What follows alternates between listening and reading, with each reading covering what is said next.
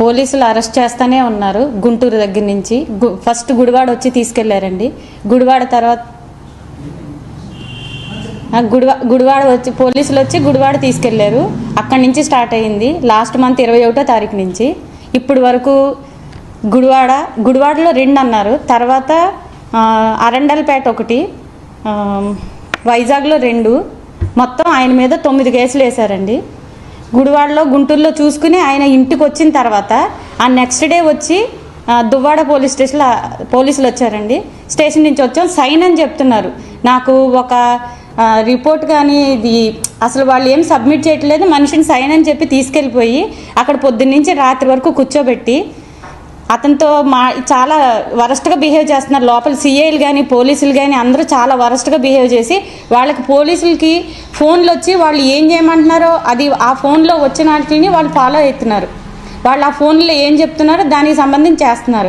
ఆయన్ని అంటే ఇప్పుడు ఏదో కేసు మర్డర్ చేసి అలా వచ్చినట్టుగా బిహేవ్ చేస్తున్నారు. బయటకు వచ్చిన తర్వాత మాకు స్టేషన్ బెయిల్ వచ్చిందని చెప్తున్నారు. బయటికి తీసుకొచ్చేసరికి ఇంకో స్టేషన్ పోలీసులు రెడీగా ఉంటున్నారు. రెడీగా ఉండి ఆయన ఎక్కించుకొని తీసుకెళ్ళిపోతున్నారు. ఎక్కడికైనా అడిగితే చెప్పట్లేదు. ఏం కేసు మీద అరెస్ట్ చేస్తున్నారంటే చెప్పట్లేదు. మాకు ఎలాంటి ఇంటిమేషన్ ఇవ్వకుండా అరెస్ట్ చేస్తున్నారు. వచ్చి ఈ కేసు ఈ పోలీస్ స్టేషన్ కాదు ఇంకో స్టేషన్ ఇలాగా మమ్మల్ని రాష్ట్రం అంతా తిప్పుతున్నారు. లాస్ట్ మొన్న 2 days బ్యాక్ మొన్న జరిగిందండి. రాణిపేట నుంచి మహారాణిపేట నుంచి రాజమండ్రి నుంచి పోలీసులు వచ్చి ఈవినింగ్ 7కి తీసుకెళ్ళిపోయారు. రాజమండ్రి తీసుకొచ్చారు. నిన్నేమో అక్కడ రాజమండ్రిలో సీఏ అయితే చాలా వరస్ట్గా బిహేవ్ చేశాడు.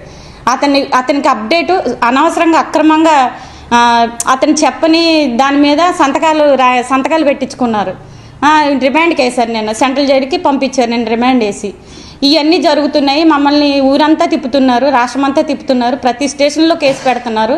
ఏ స్టేషన్లో కేసు ఫైల్ అయితే ఆ కేసుని మా ఇంటూరి రవికిరణ్ మీద యాడ్ చేసేస్తున్నారు. ప్రతి స్టేషన్లో కేసు పెడుతున్నారు. ఆ విషయం చెప్పుకుందామని జగనన్న దగ్గరికి వచ్చాం మేము ఈరోజు. జగనన్న మాకు భరోసా ఇచ్చారు. జగనన్న మాకు అండగా ఉంటామని చెప్పారు. ఎన్ని పెట్టుకుంటారో పెట్టుకోండి, మాకు జగనన్న అండగా ఉన్నాడు.